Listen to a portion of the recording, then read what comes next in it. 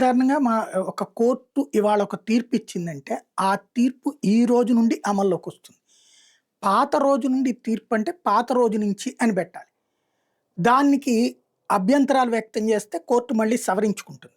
ఇప్పుడు టీచర్ల దానికి బీఈడీ ఇదివరకు బీఈడీ చదివితే చాలు టీచర్ అయిపోవచ్చు. అలా కాకుండా ఆ తర్వాత ఒక అర్హత పరీక్ష కావాలని కోర్టు తీర్పు ఇచ్చేటప్పటికి అప్పటి నుండి బీఈడీ, ఈ డీఎస్సీ ఇవి పెడుతున్నారు నడుస్తున్నటువంటిది.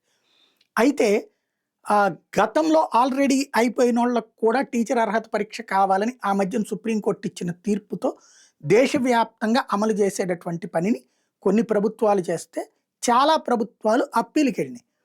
మీరు తీర్పు ఇచ్చిన తర్వాత నుంచి మేము టీచర్ అర్హత పరీక్ష పెడతాం, అంతకుముందు ఉన్నటువంటి వాళ్ళకి వర్తించొద్దు అని. ఆ మధ్యన బెంగాల్కి సంబంధించి కోర్టు తప్పనిసరిగా వాళ్ళందరికీ అనర్హుల్ని చేస్తే కూడా మన సుప్రీంకోర్టు మళ్ళీ వాళ్ళని అర్హుల్ని చేస్తూ వాళ్ళ జీతాలు వాళ్ళకి ఇవ్వమని చెప్పింది. ఇప్పుడు మన రాష్ట్రంలోనైనా టీచర్ల విషయంలో అదే జరుగుతుంది. సరిగ్గా మనం అప్పీల్ చేస్తే మన దగ్గర మంచి జమాజెట్టి లాంటి లాయర్లు ఉన్నారు. సరిగ్గా వాదిస్తే ఈజీగా జరిగిపోతుంది. ప్రభుత్వం చిత్తశుద్ధితో చేస్తే కనుక. చంద్రబాబు గారికి బెయిలు ఎంత సింపుల్గా వచ్చేసింది. ఆయనకు ఉన్నటువంటి అనారోగ్యాలు అన్నటువంటిది ఏది వెనకాల ఇదేది అంబులెన్స్ లేకపోతే కదలడానికి వీల్లేదన్నంతటి ఆరోగ్య పరిస్థితిలో ఉన్నారని చెప్పేసి కోర్టులో వాదించి బెయిల్ తెప్పించగలిగారు. అంతటి మొండి లాయర్లు ఉన్నారు అక్కడ. అట్లాంటప్పుడు ప్రాబ్లం ఏముంది, సరిగ్గా వాదించగలిగితే కనుక. ఇప్పుడు టెట్ రాయాలి అని పెట్టారు.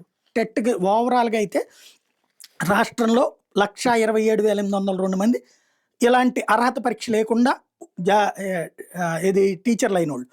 వీళ్ళల్లో 5 ఏళ్లలోపు రిటైర్ అయ్యే వాళ్ళకి ఎగ్జామ్షన్ ఇచ్చింది కోర్టు తీర్పులని. అలా 23,207 మంది ఉన్నారు. వాళ్ళకి టెట్ రాయక్కర్లేదు.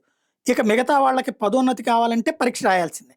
తప్పనిసరిగా రాయాల్సిన వాళ్ళు 1,04,595 మంది. ప్రస్తుతం నిన్న టెట్ రాసిన వాళ్ళు 30,938. మరి వీళ్ళల్లో అందరూ అర్హులు అవుతారా లేదా ఒక ప్రశ్న. ఒకవేళ అందులో ఫెయిల్ అయితే వాళ్ళ పరిస్థితి ఏంటి? అప్పుడు టీచర్ గారు తప్పారని టీచర్ ఉద్యోగిని తీసేస్తారా?